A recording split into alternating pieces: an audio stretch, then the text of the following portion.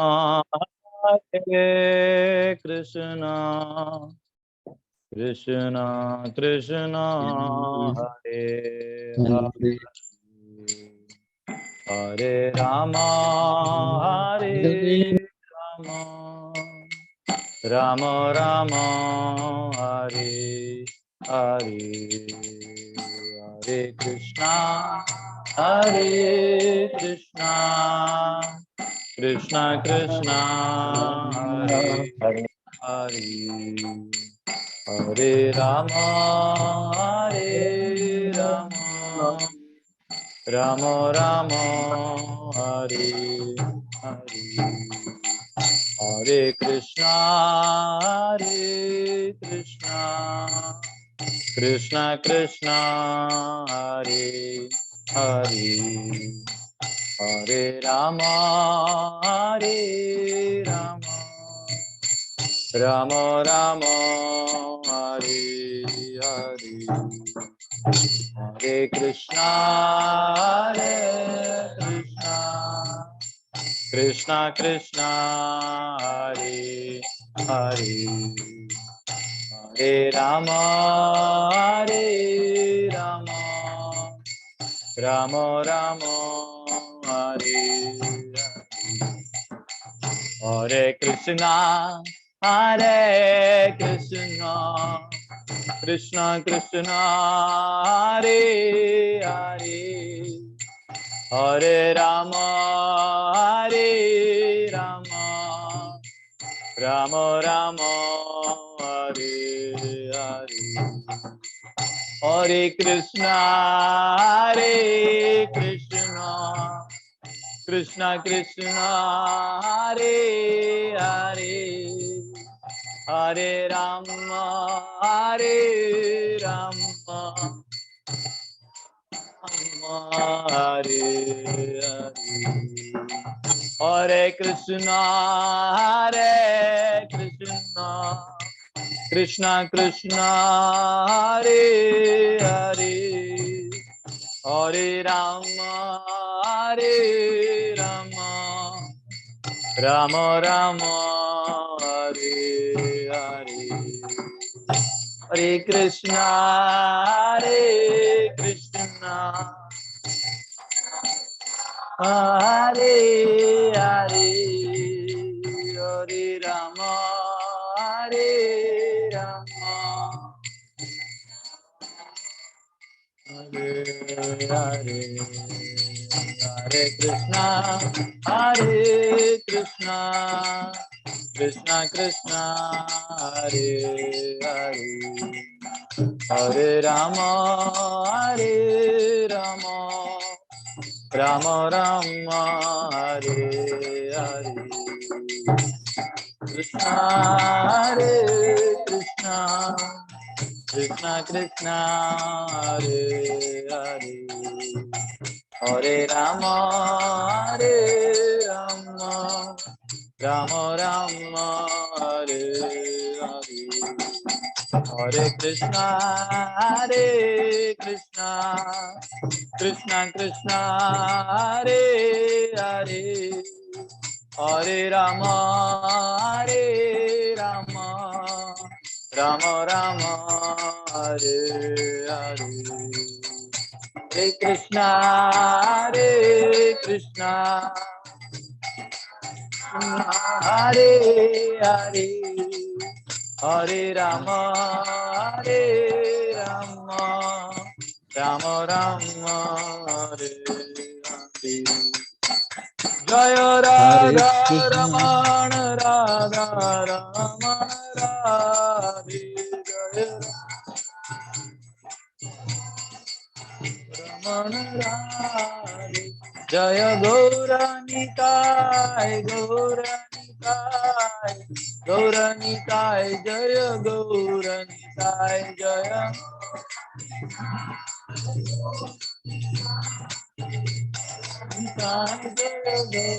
Nitai, Jaya Jaya Prabhupada, Prabhupada, Prabhupada, Prabhupada, Jaya Jaya Prabhupada,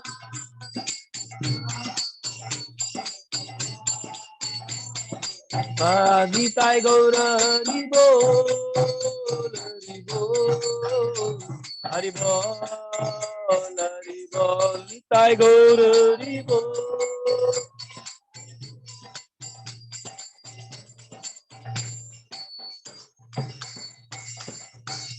युग धर्म हरिनाम संकीर्तन की जय, जगत गुरु श्रील प्रभुपाद की जय।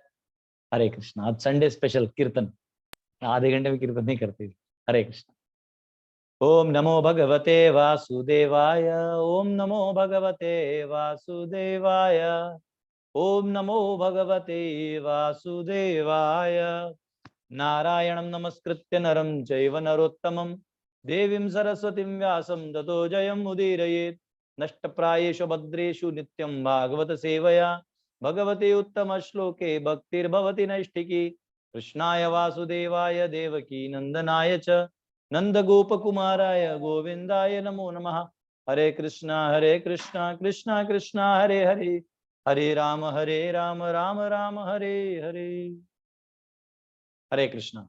तो आप सबका स्वागत है। हम लोग हमारे श्रीमद् भागवतम के प्रथम स्कंद के प्रथम अध्याय के प्रथम श्लोक में ही हैं, लेकिन ये श्लोक बहुत इंपॉर्टेंट है, इसलिए मैं इसको थोड़ा समय दे रहा हूँ। एक एक वर्ड जब तक हम नहीं समझेंगे तब तक हम ये नहीं समझेंगे कि व्यास देव ने इतना स्पेशली हमारे लिए भागवत पुराण, इस अमल पुराण की रचना अपने गुरु के आज्ञा पे कैसे किया।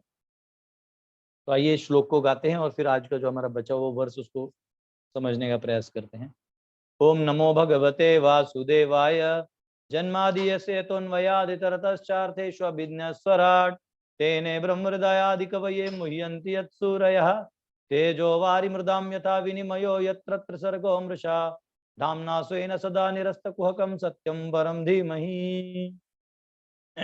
तो कल हमने स्वराट तक का अंडरस्टैंडिंग लिया था, जहां भगवान को व्यासदेव ने स्वराट कहा है, और स्वराट का मतलब है फुल्ली इंडिपेंडेंट।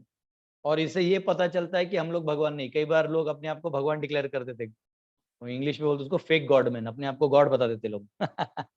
लेकिन जब भगवान ने मुंह खोला था तो माँ यशोदा ने ब्रह्मांड देखा था, और हमारा डेंटिस्ट जब हमारा मुंह खोलता है तो खुद ही नाक में मास्क लगा के खोलता है। तो सोच लो हमारे में ब्रह्मांड है ही नहीं, कीटाणुओं का झुंड अंदर में। तो जब नॉर्मल आदमी अपने आप को भगवान बोलता है वो तो हास्य पात्र है, ये उसकी मूर्खता है कि वो अपने आप को भगवान के रूप में प्रदर्शित करता है। एक बार एक व्यक्ति थे, मुझसे बोल रहे थे कि नहीं नहीं हम लोग भी भगवान की स्थिति को पहुंच जाएंगे।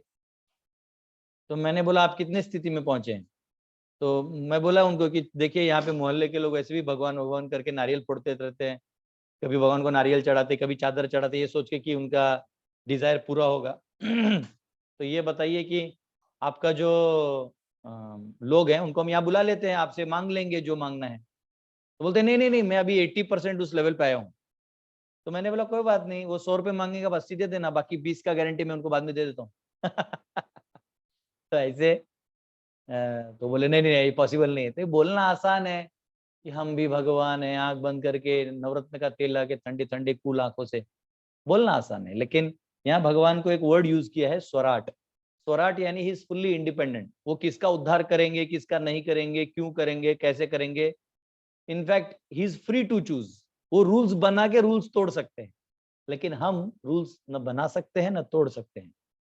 ठीक है, जैसे प्राइम मिनिस्टर की गाड़ी जाती है तो उसके लिए रेड सिग्नल ग्रीन सिग्नल नहीं होता, भले ही जनता चिल्लाती है हमारे वोट से जीता है, अरे हम आप भी फॉलो करो, वो अलग चीज है। उनके रिस्पॉन्सिबिलिटीज हायर होते हैं, तो उनके लिए वो रूल्स नहीं होते। उनके लिए चॉपर रेडी रहता है, एम्बुलेंस रेडी रहता है, आगे पीछे इतने फैसिलिटीज रहते हैं, सिक्योरिटी रहता है, गनमैन रहते हैं, स्नाइपर्स लगे रहते हैं। तो हम लोग के लिए कुछ नहीं रहता, क्योंकि हम लोग का उतना रिस्पॉन्सिबिलिटी नहीं है। भगवान इस पूरे सृष्टि की रचना करे, हमने फर्स्ट वर्ड में देखा जन्मादि अस्य अतः, he is beyond the creation, maintenance and destruction, और काल के भी परे है।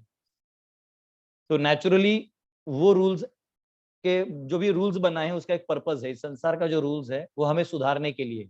मैंने आप सबको रिकमेंड किया था, इंग्लिश में एक मूवी है शटर आइलैंड। आपने देखा है शटर आइलैंड? आप लोग भी देख लीजिएगा। तो शटर आइलैंड करके इंग्लिश मूवी है, बहुत अच्छा मूवी है। उसके मूवी के लास्ट में एक सीन दिखा है जिससे आपका दिमाग ही खुल जाएगा कि ये दुनिया बना किसके लिए। बहुत अच्छा है, मैं उसका सस्पेंस नहीं खत्म करूंगा, आप लोग देख लीजिएगा।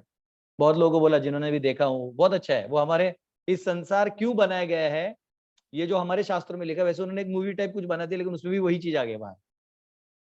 तो हमें समझना चाहिए कि ये सुधार केंद्र है। यहाँ जो भी नियम कानून है उसका एक ही पर्पज है, जस्ट सो दैट हम अपने ओरिजिनल स्टेट को रिवाइव करें। जो हमारा हमारा कॉन्स्टिट्यूशनल पोजीशन है हमारे आत्मा का, वो भगवान से संबंधित है। हम भगवान के भक्त है। भक्त का टेक्निकल मीनिंग होता है जॉइंट है, और विभक्त का मतलब है डिसजॉइंट। जैसे हमारे शोल्डर कभी कभी लोगों का डिसलोकेट हो जाता है, तो लोकेटेड है, डिसलोकेटेड है। वैसे भक्त है, विभक्त है। तो वैसे अभी हम अभक्त हैं, बाहर हैं। हमारा जो ओरिजिनल पोजीशन है वहां से हम दूर हैं, लेकिन अभी हमको उस पोजीशन में वापस आना है। तो हमें वो एक्टिविटीज करने पड़ेंगे धर्म के, जिससे हम वो ओरिजिनल स्टेट पे पहुंच जाए। तो इसलिए ये सृष्टि की रचना हुई है। तो हमने कल स्वराट देखा, आज हम देखेंगे तेन ब्रह्म हृदय आदि कवये मुह्यन्ति यत् सूरयः। तो जब ये सृष्टि की रचना होती है, इस सृष्टि की रचना हर साइकिल में होती रहती है। मैंने आपको बताया एक बार नहीं होती। और ये सृष्टि का प्रलय, पार्शियल प्रलय होता है, मेडिवल प्रलय होता है, अंतिम प्रलय होता है, और फिर क्रिएशन में वापस वो साइकिल रिपीट होता है।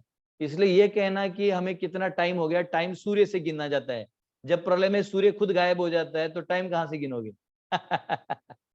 तो फिर भी जो थर्ड कैंटो में जब हम जाएंगे, तीसरे स्कंद में 11वां अध्याय है, अगर आपके पास समय तो आप खुद भी पढ़ सकते हैं। तो उसमें पूरा दिया हुआ है कि 311 ट्रिलियन 40 बिलियन ईयर्स का ब्रह्मा जी का लाइफ होता है, जो रिलेटिवली उनका 100 ईयर्स होता है और हमारा भी 100 ईयर्स होता है। तो जैसे हमारा 100 साल होता है ना, तो रात में ही कोई कीड़े पैदा करते हैं और रात में ही मर जाते। देखो ट्यूब के पास कीड़े रहते ठंडी के समय, वो रात में ही पैदा होते हैं, रात में ही मर जाते हैं। उनके अंदर वो 100 साल जी लेते हैं, उनके 100 साल रिलेटिवली। तो हम भी हमारे 100 साल, तो ब्रह्मा जी भी उनके 100 ही साल जीते हैं, पर हमारे कैलकुलेशन में 311 ट्रिलियन 40 बिलियन ईयर्स है। हिंदी में कहना है तो 311 040 और आगे 9 शून्य, इतने साल। तो ये रिलेटिवली लाइफ ऐसा, जो थियरी ऑफ रिलेटिविटी वैसा है, ऊपर से नीचे जितना जाएंगे समय का प्रभाव बदलते जाता है। तो यहाँ पे कहा गया है तेन ब्रह्म हृदय हृदय आदि कवये मुह्यन्ति यत् सूरयः। तो यहाँ पे भगवान, तेन यानी भगवान, तेन ब्रह्म, ब्रह्म यानी ब्रह्मा जी नहीं, ब्रह्म यानी जो साक्षात्कार का ज्ञान है, ब्रह्म ज्ञान। जो नॉर्मल ज्ञान होता है, इस संसार का ज्ञान होता है, गाड़ी कैसे चलाना, उसका एक मैनुअल होता है कि बाइक कैसे चलाना है आपको। मोबाइल आता है तो उसमें मोबाइल में हैंडसेट में लिखा रहता है, इंग्लिश में, हिंदी में, चाइनीज में। तो आपको जो लैंग्वेज आप पढ़ते अच्छा है, हैंडसेट ऐसा यूज करना है। तो वैसे ही ये जो सृष्टि बना हुआ है, तो इसका भी एक मैनुअल बना है। तो वो जो मैनुअल है वो फर्स्ट क्रिएटर ब्रह्मा जी को दे दिया जाता है। आदि कवये, जो आदि कवि हैं, ब्रह्मा जी का एक नाम है आदि कवि। आदि योगी शिव जी हुए, आदि कवि ब्रह्मा जी हुए, आदि पुरुष नारायण हुए। तो आदि कवये मुह्यन्ति यत् सूरयः। क्योंकि संसार को देखने के बाद इवन देवी देवता भी मोहित हो जाते हैं। जैसे यहाँ कहा गया है, जैसे जल के ऊपर आप दूर से जल को देखेंगे तो संत जल लगेगा, ऐसा लगेगा जमीन है, लेकिन वो जल है। कई कई बार हम देखते हैं कि रोड में गर्मी की वजह से ऐसा ऐसा लगता है पानी का वाटर वेपर ऊपर आ रहा है, लेकिन वो वाटर वेपर नहीं रहता, वो एक मिराज है, वो एक इल्यूजन है। वैसे ये संसार जो बना है वो है भी नहीं भी। अभी जस्ट हम लोग बच्चों के साथ लिफ्ट चढ़ रहे थे, तो लिफ्ट में ऊपर स्टील का शीट था, तो ऊपर में परछाई दिखाई दे रहा था, एज इट इज रिफ्लेक्शन। तो मैंने बच्चों को पूछा कि ये जो है, वो जो दिख रहा है वो गदाधर है कि नहीं है? तो बच्चे भी कंफ्यूजन में थे। वो मेरी तरह दिख तो रहा है, लेकिन वो मेरी वजह से है। तो वो मैं हूं और मैं नहीं भी, मैं हूं भी और मैं नहीं भी। मतलब उसका एग्जिस्टेंस मेरे वजह से है, इसलिए वो मैं हूं अंश में। लेकिन वो मैं नहीं, वो इंडिपेंडेंट नहीं। मैं हाथ ऐसा करूंगा तो वो भी हाथ ऐसा ही करेगा। तो इसको कहते हैं सब्सटेंस एंड शैडो, यानी एक वस्तु और उसकी परछाई। तो जैसे ये मेरा हाथ है, अगर पता नहीं आपको यहाँ पे पीछे शैडो दिखाई दे रहा है, तो देखिए आपको शैडो दिखाई दे रहा है, परछाई दिखाई दे रहा होगा। तो एक ऑब्जेक्ट का परछाई होता है, लेकिन इस परछाई का आकार मेरे हाथ की तरह है। हाथ ओरिजिनल यहाँ है, परछाई वहां है। तो आगे जैसे जैसे हम बढ़ेंगे तो इस ज्ञान को विवरण करेंगे। परंतु इस संसार में ये इल्यूजरी, अनरियल है। और रियल इसलिए है क्योंकि ये परसेप्शन में रियल है। ये समझना बहुत टेक्निकल चीज है, इसके लिए वेदांत सूत्र में हम कभी पढ़ा देंगे आपको। पर अभी इतना समझिए कि हमारा अस्तित्व होते हुए भी नहीं है। जैसे हम लोग वीडियो गेम खेलते हैं, तो वीडियो गेम में एक कार होता है जो हम चूज करते हैं। अब वो कार हमको रिप्रेजेंट करता है। अगर उस कार को कहीं वो हो जाता है, गिर गया, पॉइंट्स खत्म हो गए, तो हमको यहाँ दर्द होता है। हम हैं भी, हम नहीं भी। आप हैं क्योंकि आपकी चेतना वहां फंसी हुई है। जैसे कोई छोटा बच्चा है जन्म लेता है तो सभी औरतें ओ मेरा वो बच्चा बच्चा लुलु लुलु सब करते हैं, लेकिन अगर उस बच्चे को कुछ हो जाए तो सबसे पहले माँ रोएगी, उनमें जो माँ होगी ना उसकी आंखों से पानी आएगा, बाकी लोग ओ माय गॉड कैसे हो गया इतना ही बोलेंगे। तो ये क्यों है? क्योंकि वहां कनेक्शन है, वहां अटैचमेंट है। तो हमारा कॉन्शियसनेस जो है वो इस वर्ल्ड में अटैचमेंट के फॉर्म में मिक्स होते जाता है। तो जहां जहां जाएगा वहां हम अपने क्षेत्र में ले आते हैं। तो इसलिए यहाँ कहा गया है कि इसको, इस जगत को देख के मुह्यंती यत् सूरयः, देवता भी मोहित हो जाते हैं। हाँ, जैसे हमने देखा जब भगवान मोहिनी मूर्ति के रूप में आए तो सभी देवी देवता भी, राक्षस भी मोहित हो गए। इतना तक मोहित हो गए कि वो कलश अमृत का उसको दे दिए, बोले आंटी आप बांटिए। वो तो देवताओं को पिला के इनको एड़ा बना के छोड़ दिया। तो भगवान विष्णु है, वो चीटिंग करना जानते हैं। भगवान कहते हैं छलम छलयताम अस्मि, अगर कोई छल करेगा तो मैं उसके साथ महाछल करूंगा। कोई सीधा है, स्ट्रेट फॉरवर्ड है, तो मैं उसके लिए स्ट्रेट फॉरवर्ड उसके लिए प्रेजेंट कर दूंगा अपने आप। कोई स्वार्थी है, मुझे नहीं मानता, नास्तिक है, उसको भी मैं दर्शन देता हूं मृत्यु के रूप में। मृत्यु सर्वहरश्चाहम। तो यहाँ पे तेन कहा गया मुह्यन्ति यत् सूरयः। भगवद गीता का 10वें अध्याय का दूसरे श्लोक में आता है, न मे विदुः सुरगणः प्रभवं न महर्षयः अहम आदिर्हि देवानां महर्षिणां च सर्वशः।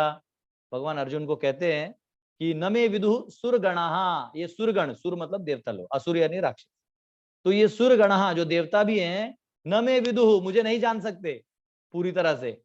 न मे विदुः सुरगणः प्रभवम न महर्षयः, ये महर्षि लोग भी नहीं जानते। अहम आदिर ही देवानां, मैं इन देवों से भी पहले हूं। महर्षि नाम च सर्वशः, इन देवता और महर्षियों से मैं काल के पीछे हूं मैं, ये मुझे कैच भी नहीं कर पाएंगे। वेदाहम समतितानि वर्तमानानि च अर्जुन भविष्यानि च भूतानि माम तु वेद न कश्चन। मैं भविष्य जानता हूं, भूत जानता हूं, वर्तमान जानता हूं, लेकिन अर्जुन मुझे कोई नहीं जानता। क्योंकि भगवान के पास, मैंने आपको बताया कि योग ऐश्वर्य शक्ति है, अचिंत्य शक्ति है, जो और किसी के पास नहीं है, वो केवल उन्हीं के पास है, इसलिए वो स्वराट है। अचिंत्य शक्ति का मतलब क्या है? वो चल भी सकते और नहीं भी चल सकते, वो बोलते हुए भी शांत हैं। ये थोड़ा बिल्डरिंग है, लेकिन ये योग शक्ति भगवान के पास है। भगवान एट ए टाइम मैनिफेस्ट कर, अपने आप को अनलिमिटेड फॉर्म्स में मैनिफेस्ट कर सकते हैं। भगवान हर एक के हृदय में परमात्मा के रूप में है, सोच लीजिए। भगवान हर ब्रह्मांड में है, भगवान हर एटम और मॉलिक्यूल में है। अंडांतरस्थ परमाणु चयांतरस्थम गोविंदम आदि पुरुषम तमहम भजान। ऐसे थोड़ी ब्रह्मा जी उनको प्रणाम करते हैं, वो जानते हैं तो कण कण में विराजमान है। वो कण कण भी वही है और विराजमान भी वही है। ये तो और हमारे छोटे बुद्धि के मतलब बाहर चले जाएगा। हम लॉजिक से इतना ही समझ सकते हैं कि हम भगवान को लॉजिक से नहीं समझ सकते, बस इतना भी समझ गए तो हम शरणागत हो जाएंगे। कई बार लोग तर्क पे तर्क करते रहते हैं, लेकिन उस तर्क का निष्कर्ष यही है कि तर्क से आप भगवान को तर्क से नहीं जान सकते, इतना ही समझ जाइए। सांख्य दर्शन जो है तर्क पे चलता है। सांख्य 24 एलिमेंट्स का जो दर्शन शास्त्र है, तो उसमें भी कहा गया है एतावान सांख्य योगाभ्याम स्वधर्म परिनिष्ठया जन्म लाभ पर पुंसाम अंते नारायण स्मृति। कि सांख्य का दर्शन जो है लास्ट में जाके नारायण पे जाके रुक जाता है। सर्व कारण कारणम, भगवान नारायण पे जाके रुक जाता है। तो यहाँ पे एक बार ये देवी देवताओं का जब स्टोरी आता है, तो आप लोग म्यूट कर लीजिए, कोई अनम्यूट है प्लीज, आपका घर का आवाज यहाँ आता है। तो जो एक बार ऐसे हुआ था कि भृगु मुनि जो है, इनको देवताओं ने अपॉइंट किया। इन्होंने कहा देखिए ब्रह्मा विष्णु महेश तीनों हमारे पास प्रेजेंट होते हैं। कोई तो अनम्यूट है, प्लीज म्यूट कर लीजिए। तो एक बार क्योंकि जैसे भगवान विष्णु है ना, ये लॉर्ड वैकुंठ रूप में, भगवान अलग अलग अवतारों में अपने वैकुंठ में रहते हैं, वो अवतरित होते हैं। तो उसमें अपने आप को महाविष्णु में एक्सपांड करते हैं इस सृष्टि को बनाने के लिए। उसमें वो शंभु रूप में, शिव के रूप में विस्तार हो जाते हैं और इस सृष्टि की जो कार्यकारी वो सारा वो चलाते हैं। और उसके बाद वो इस ब्रह्मांड को संभालने के लिए गर्भोदक्षाय विष्णु के रूप में और जीव को संभालने के लिए क्षीरोदक्षाय के रूप में वो विष्णु के रूप में रहते हैं। परंतु देवताओं के साथ अफेयर्स संभालने के लिए भी वो एक विष्णु रूप लेते हैं। जब उनको पुकारा जाए तो वहां भी आते हैं। तो वो इसी ब्रह्मांड के अंदर श्वेत द्वीप है, वहां रहते हैं। तो अब क्या हुआ, वहां लक्ष्मी जी उनकी सेवा करती हैं, जो हम देखते हैं कि भगवान विष्णु के चरणों में हमेशा माँ लक्ष्मी जी होती हैं। तो एक बार क्या हुआ कि ये देवताओं में चर्चा हुआ, इनका भी मीटिंग चल रहा था, व्हाट्सएप चैटिंग चल रहा था। तो इन्होंने बोला कि ये ब्रह्मा जी हैं, विष्णु हैं, महेश हैं, कैसे पता चलेगा कि श्रेष्ठ कौन है? भले ही सबको ही जानता है, लेकिन वो जानने के लिए तो उन्होंने भृगु मुनि को अपॉइंट किया। ये भागवत के दसम स्कंद में एक कहानी आती है, ये कथा जो है वो दशम स्कंद में आती है। तो उन्होंने कहा कि अपॉइंट किया भृगु मुनि को कि जाइए आप टेस्टिंग करिए इनमें कौन है। तो वो क्या करते हैं, पहले ब्रह्मा जी के पास जाते हैं। अब ब्रह्मा जी अपने चतुर्मुख से भगवान का नाम लेने में मग्न रहते हैं और इस सृष्टि की चिंता में लगे रहते हैं। तो उतने में भृगु आते हैं, तो क्योंकि ब्रह्मा जी सबके पिता हैं, हाँ, उनको प्रजापति भी कहा जाता है, प्रजापति भगवान को भी कहा जाता है। प्रजापति यानी जो जिसकी वजह से सब है। तो जिनका दर्शन ब्रह्मा जी तक है वो उनको प्रजापति कहते हैं, जिनका दर्शन दक्ष तक है वो दक्ष को प्रजापति कहते हैं, जिनका दर्शन भगवान तक है तो वो उनको प्रजापति कहते हैं। लेकिन लोग बोलते हैं ना ये हीरो है, तो छोटे बच्चे के लिए उसके पापा हीरो होते हैं कि मेरे घर के पापा बहुत बड़ा काम करते हैं, वो उनके लिए हीरो है। कोई मूवीज देखता है उसके लिए वो सेलिब्रिटीज हीरो हो जाते हैं। कोई क्रिकेट का फैन होता है उसके लिए जो क्रिकेट प्लेयर्स हैं वो हीरो हो जाते हैं। कोई बहुत स्पिरिचुअलिस्ट है तो उसके जो गुरु हैं वो उसके लिए हीरो हो जाते हैं। हीरो वर्ड है। तो ऐसे प्रजापति जो है, तो ब्रह्मा जी जब क्रिएशन होता है तो सभी जीव ब्रह्मा जी के माध्यम से प्रकट होते हैं। और शंभु तत्व भी क्योंकि संसार में आना है तो वो अनादर नहीं करते हुए ब्रह्मा जी के सर से आते हैं। इनफैक्ट वराहदेव भी जो है वो भगवान ब्रह्मा के माध्यम से आ जाते हैं, just out of respect. They don't need it but they do it. Like for example, अगर प्राइम मिनिस्टर किसी स्टेट में आता है तो उधर के सीएम के थ्रू आता है, सीएम को साथ में लेके आता है। वो कुछ कुछ स्टेट्स के सीएम नहीं जाते साथ में आउट ऑफ हेट्रेड और वाटर, बट जनरल ट्रेंड ये है कि प्राइम मिनिस्टर के साथ वो सीएम के थ्रू ही आएगा, आउट ऑफ रिस्पेक्ट। बाईपास कर दिया मतलब you are not accepting your own democracy, ऐसा वाला चीज होता है। तो भगवान चाहे तो इंडिपेंडेंटली आ सकते हैं, पर वो भी सिस्टम्स को यूज कर लेते हैं। वो जब सिस्टम्स को तब तोड़ते जब एकदम आउट ऑफ क्वेश्चन है, लाइक प्रहलाद के लिए आ गए नरसिंह देव बन के, दीवार तोड़ के फाड़ के आ गए एकदम एंगर में, नो लॉजिक, फाड़ दो, हिरण्यकशिपु को फाड़ दिया। वो स्वराट है, वो वैसे भी आ सकते हैं, वो ऐसे भी आ सकते हैं, वो यशोदा के थ्रू भी आ सकते हैं, लोग समझेंगे यशोदा उनकी मम्मी है। और पिलर से आ गए तो पिलर में कौन से मम्मी थे? कोई नहीं थे। वामन के रूप में वो माता के थ्रू आए। तो भगवान स्वराट है, उनके ऊपर ये कोई रूल्स नहीं रहते। तो भृगु मुनि जब ब्रह्मा जी के पास गए तो पिता है, तो ये तो कॉमन ट्रेंड है कि पिता को देखते ही चरणों का स्पर्श कर लेना चाहिए, प्रणाम करके आशीर्वाद लेना चाहिए, और कुछ अपने जिज्ञासा को अपने सामने रखना चाहिए कि पिताश्री ये है, कुछ बताइए। तो ब्रह्मा जी सोचे कि पुत्र आया है, भृगु मुनि आए हैं। अब भृगु मुनि मतलब सभी ब्राह्मणों में श्रेष्ठ माने जाते थे, विद्वान। अब ब्रह्मा भृगु मुनि परीक्षा लेने के लिए उनको दंडोत ही नहीं किए, उनको चरण ही स्पर्श नहीं किए। ब्रह्मा जी बोले ये तुम्हारी गुस्ताखी, तुम डिसिप्लिन है कि नहीं, तुम्हें कुछ क्या है, ये बहुत गुस्सा हो गए, बहुत ही गुस्सा हो गए। तो माता सरस्वती ने बोला जान दो ये थोड़ा। छोड़ दो। तो भृगु ने बोल देखे चले ब्रह्मा जी गुस्सा हो गए।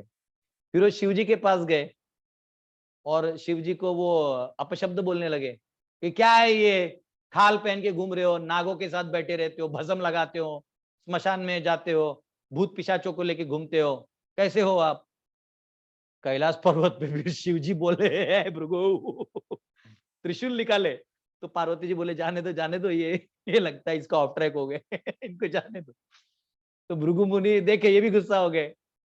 अच्छा, वैसे शास्त्रकार कहते हैं, व्यासदेव भी कहते हैं कि शिव जी जो है ना, वो भगवान की महिमा बढ़ाने के लिए गुस्सा हुए, वो उनको गुस्सा नहीं आया था। ब्रह्मा जी जीव है तो उनको आया था, लेकिन इनको नहीं आया था। और उन्होंने जानते थे क्यों आए, क्योंकि त्रिकालदर्शी शिव जी है।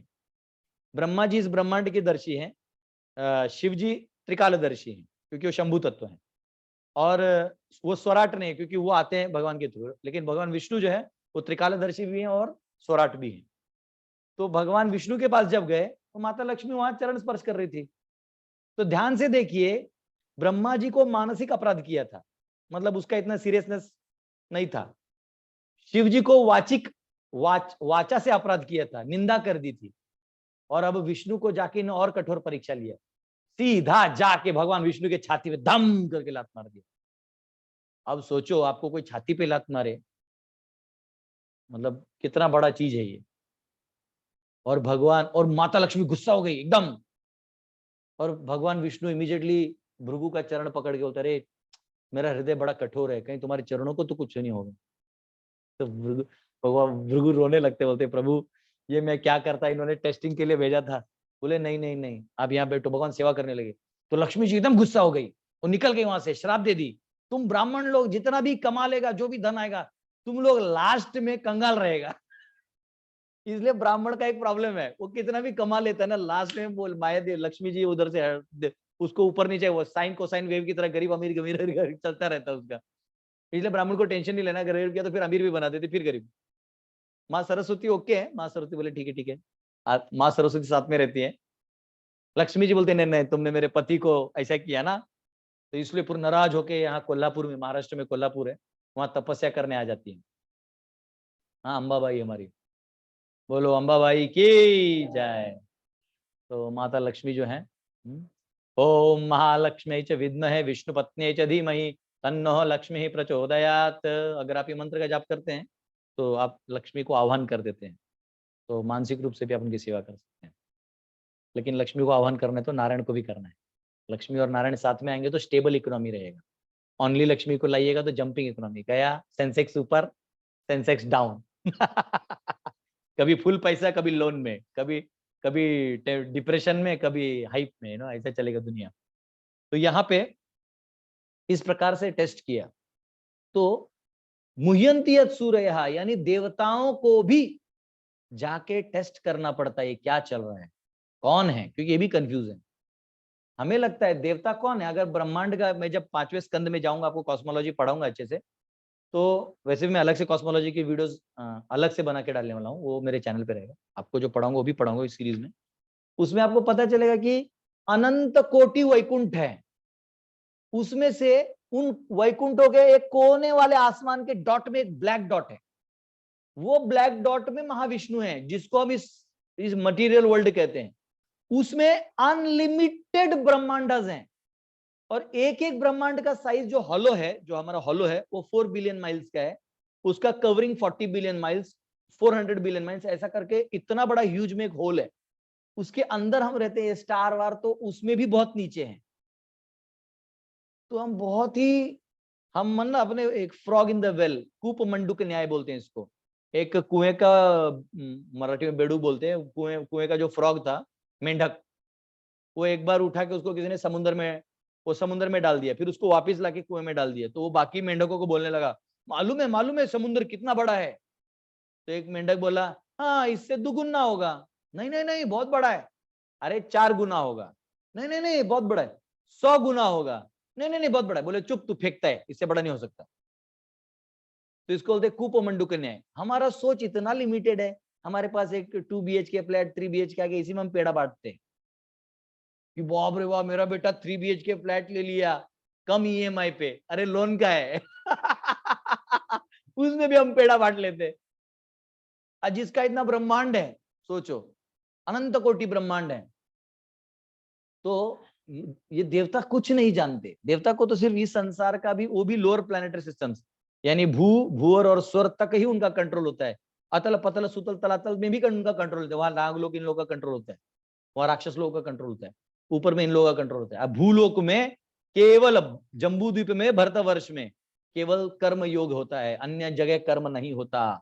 अन्य जगह, सब जगह भोग योनियां हैं, यहाँ पे कर्म है। इसलिए ये मौका है, हम जैसे मनुष्यों को 84 लाख योनियों में मनुष्य मिलना बहुत दुर्लभ है। उसमें सत्संग मिलना, साधु संग सर्वशास्त्र कहे, लव मात्र साधु संग सर्व सिद्धि है। अगर मनुष्य जो जीवन है, इसको हम ऐसी चीज में लगा दें तो ही भला है, अन्यथा हम ऐसे कर्म करेंगे, कुकर्म करेंगे कि ले दे के हम वापिस निम्न योनियों में चले जाएंगे। तो हमें हमेशा भागवत को रेगुलर स्टडी करना चाहिए। तो ये कहा गया है मुह्यंति यत् सूरयः तेजो वारी मृदाम यथा, यानी जैसे फायर जो है वो अर्थ के ऊपर दिखता है, जो देखते हैं हम जब गर्मी होता है, और वाटर कभी कभी अर्थ की तरह दिखता है, वैसे यहाँ पे एग्जाम्पल कहा गया है। और इसके विनिमय त्रिसर्गम वृषा, तो विनिमय यानी ये संसार जो है, मैं चाह रहा हूँ आज ये श्लोक खत्म कर दूं, क्योंकि 1-2 मिनट और ले लेते हैं, 9 हो गए। 2 मिनट लगे, नहीं तो ये वर्ष खत्म नहीं होगा तो और कल तक एक्सटेंड करना पड़ेगा। तो यहाँ कहा गया है एक्शन रिएक्शन 3 मोड्स। विनिमय यानी इस संसार में जो 3 गुण काम करते हैं, रजोगुण, तमोगुण और सत्वगुण, ये तीनों काम करते हैं इस संसार में। तो एट ए टाइम आप देखिएगा, सुबह उठते हैं सत्वगुण होता है, जो ही दिन बढ़ता है तो रजोगुण आने लगता है, आई नीड मनी, आपको घर में भी बेचैन होने लगेगा। और रात को ऐसा लगता है कि बस रिलैक्स, कुछ तो एकदम मतलब सुस्त वाला, शरीर भी सुस्त हो जाता है, अपने आप गिर जाता है, नींद आने लगता है। तो ये जो है, ये 3 गुण अपने आप काम कर रहे हैं। सत्वगुणी फूल है, जैसे गुलाब का फूल है, कमल का फूल है, ये सत्वगुणी है। धतूरा का फूल है, वो तमोगुणी है। तो हमें देखना है कि हम किस गुण का अवलोकन कर रहे हैं। तो यहाँ पे तीनों गुणों से बना हुआ ये जो वो है, और 3 गुणों में भी 3 गुण होते हैं। जैसे सत्व में भी सत्व, रज और तम होता है। जैसे आपने क्या कहते हैं उसको, सुबह सुबह उठ के लीकर पिया, आहा, तो इसका मतलब आपने सत्व गुण में तमोगुण कर दिया। अगर आपने रात में भजन किया तो तमोगुण के समय में आपने सत्वगुणी कार्य किया, ऐसा चीज है। तो इसमें भी बहुत कुछ होता है। तो ये तो हम जब आगे जाएंगे तो पढ़ेंगे, क्योंकि दूसरा स्कंद जो है उसमें जब क्रिएशन का पार्ट आएगा तब ये गुणों का और डिटेल चर्चा होगी। तो ये 3 गुणों से त्रिसर्गा से बना हुआ इज ऑलमोस्ट फैक्चुअल। ये दिखने में फैक्चुअल है लेकिन है नहीं। मुझे मेरा ये हाथ कब इसका एग्जिस्टेंस फील होता है, जब मैं इसको स्पर्श करता हूं, तो मुझे इसका स्पर्श का मेरे माइंड में इंप्रेशन है बस। ये बस वैसा टेक्निकली देखा गया तो एलिमेंट को टच हुआ है, लेकिन इस एलिमेंट का पीछे माइंड से कनेक्शन है, जहां मेमोरी में सब सेव्ड है। इसलिए वो अब मेरे माइंड में काला रंग बुरा है या अच्छा है, तो उस हिसाब से मैं रिएक्ट करूंगा। मेरे मन में है कि मैं काला हूं तो सब काले लोग अच्छे हैं, मैं काला, आहा वेरी गुड, गोरों से दुश्मनी। तो ये माइंड में है सारा, हमारा दोस्ती दुश्मनी सारे परसेप्शन का खेल है, आत्मा को इससे कोई लेना देना नहीं। तो यहाँ कहा गया अमृषा, ऑलमोस्ट फैक्चुअल। ये फैक्चुअल लगता है पर ये है नहीं। धामना स्वेन सदा निरस्त कुहकम, भगवान अपने धाम में ही रहते हैं विथ ऑल हिज पैराफर्नीलिया। उनको यहाँ कुछ नहीं, ये जो है ये जेल की तरह है। यहाँ दुर्ग कहा गया है, दुर्ग यानी पहाड़, जैसे हम सिंधु दुर्ग कहते हैं ना, तो पहाड़ है जहाँ किला, जिसको कोई जीत नहीं सकता, निकल नहीं सकता वहां से। तो इस संसार को दुर्ग यानी दुर्गा देवी के अधीन दिया गया, इसलिए अंबिका माता को, इनको दुर्गा कहा गया है, कि दुर्ग की अधिष्ठात्री है। सारा कंट्रोल जो है वो माता जी को दे के रखा है, भवानी की। इसलिए शंकराचार्य उनको भवानी अष्टकम गाते हैं। न तातो न माता न बंधु न दाता न पुत्रो न पुत्री न भृत्यो न भर्ता न जाया न विद्या न वृत्तिर्ममैव गतिस्त्वं गतिस्त्वं त्वमेका भवानी। माता भवानी को कहते भैया मार्ग खोलिए, आप ही हैं हमारे, आपके बिना मेरा कोई नहीं है। तो ये जो धाम है उधर वो अपने सारे परिकरों के साथ रहते हैं। और निरस्त कुहकम, वहां एब्सेंस ऑफ इल्यूजन है, वहां भ्रम नहीं है, वहां सब कुछ सत्य है और यहाँ सब कुछ असत है। यहाँ असत्य को हम सत्य समझ बैठे हैं और सत्य को असत समझ बैठे हैं, यही हमारी विडंबना है। जो हमारे लिए फायदा कारक है उधर हम जा नहीं रहे हैं, जो हमारे लिए बंधन कारक है उसमें गोते लगा रहे हैं। एक बार एक आदमी था, वो एक तालाब के पास बैठा था, तो तालाब में नीचे उसे सोना दिखाई दे रहा था। वो हमेशा जम मार के वो सोना का कुछ निकालने जाता था, तो कभी पत्थर से लग जाते, सोना हाथ में नहीं आता। वो बोला क्या करे क्या करे। उतने में एक साधु वहां से आ रहे थे, तो उनको मालूम था कि साधु लोग थोड़े उनका एक्स्ट्रा नॉलेज होता है। तो उन्होंने बोला महाराज हम कुछ धन प्राप्त करेंगे तो आपको आधा आधा दे देंगे, थोड़ा हमको गाइड करिए। साधु बोला धन तो मुझे चाहिए नहीं, लेकिन तुम बताओ तुम्हारी समस्या क्या है। तो बोले देखो वहां पे नीचे जो सोना है ना, वो मेरे को हाथ में आता नहीं, मैं पानी में बहुत बार कूदा हूँ, और देखो यहाँ वहां लग भी गया बहुत बार। साधु हंस दिए, बोले मूर्ख, सोना वहां नहीं, वो तो परछाई है, सोना वहां पेड़ पे टंगा हुआ है। फिर ऊपर जाके निकल गए। वैसे हम लोग सुख यहाँ खोज रहे हैं और सुख कहाँ है, भगवान के तीर्थ धाम में। तो भगवान के वैकुंठ में सुख है, इसलिए तुकाराम महाराज इधर सुख खोजने को नहीं बोले। जाऊ देवाच्या गावा, चलो भगवान के धाम चलो, यहाँ कुछ नहीं है, यहाँ कितना भी खोजोगे नहीं मिलेगा।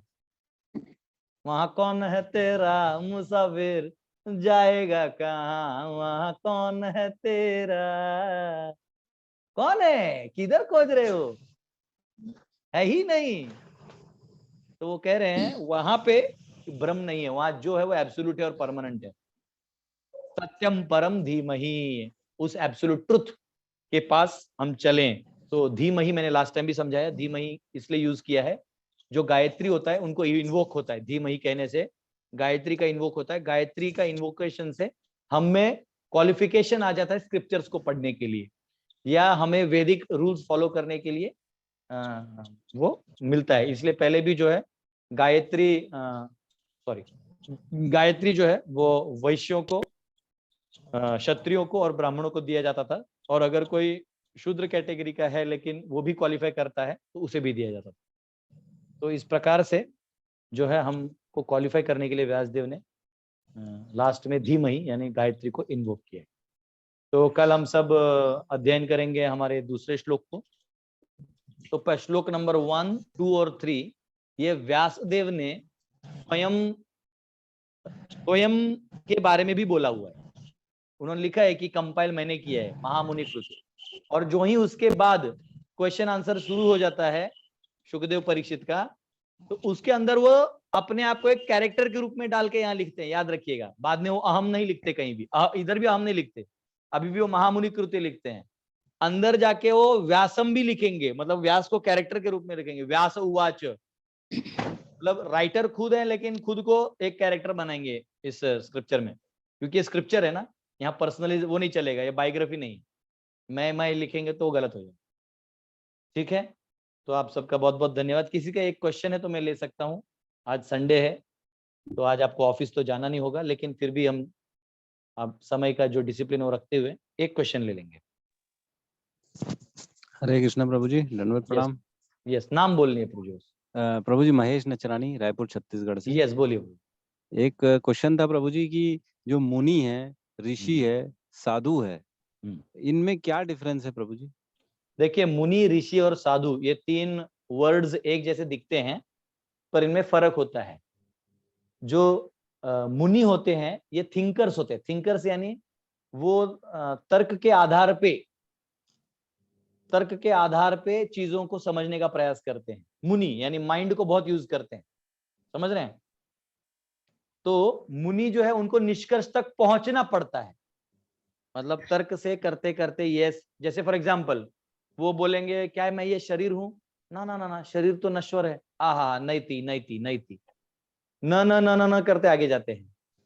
जैसे शंकराचार्य भी वो निर्वाण शतकम लिखते हैं, उसमें भी वो कहते हैं न मे मृत्यु शंका न मे जाति भेद पिता नैव मे नैव माता न जन्म न बंधुर न मित्रम गुरु नैव शिष्य चिदानंद रूप शिवोहम।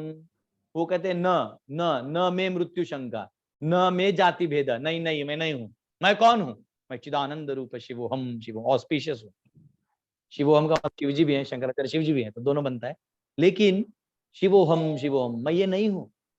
तो न करके मुनि लोगों को जाना पड़ता है, इसलिए मुनि जो है थॉटफुल होते हैं, और इसलिए वो सभी जगह से ज्ञान अर्जन करने में लगे होते हैं। ये होते हैं मुनि।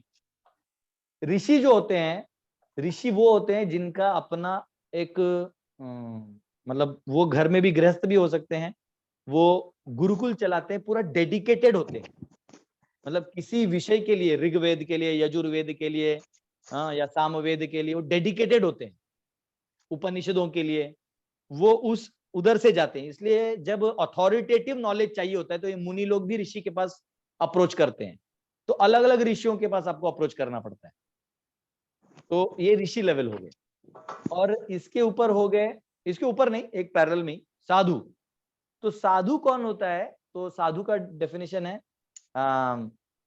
तितिक्षवः कारुणिकः, वो एक वर्स है, साधव साधु भूषण, ये है, तो उसका बिगिनिंग मेरे को याद नहीं आ रहा है।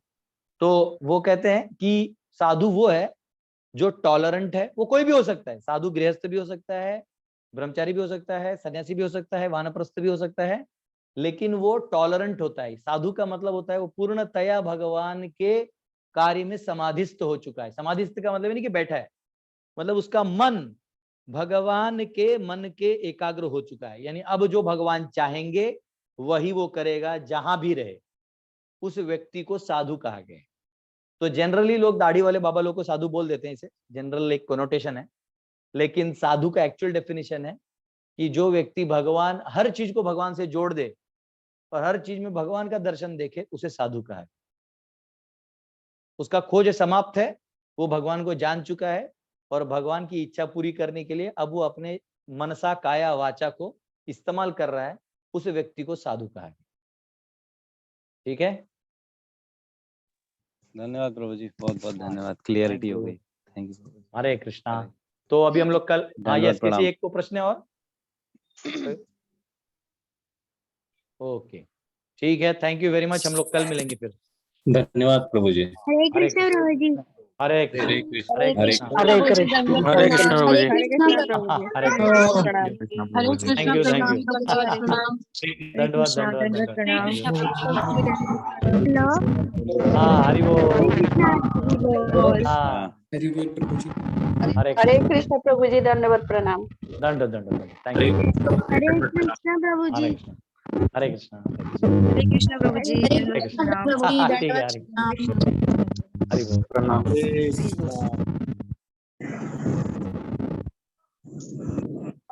हरे कृष्णा कृष्णा कृष्णा हरे हरे, हरे राम राम राम। श्रीमद् भागवत महाकथा की जय। श्रील प्रभुपाद की जय। जय। जय। गौर प्रेमानंदे। हरि हरि बोल। हरे कृष्णा। हरे हरे कृष्ण।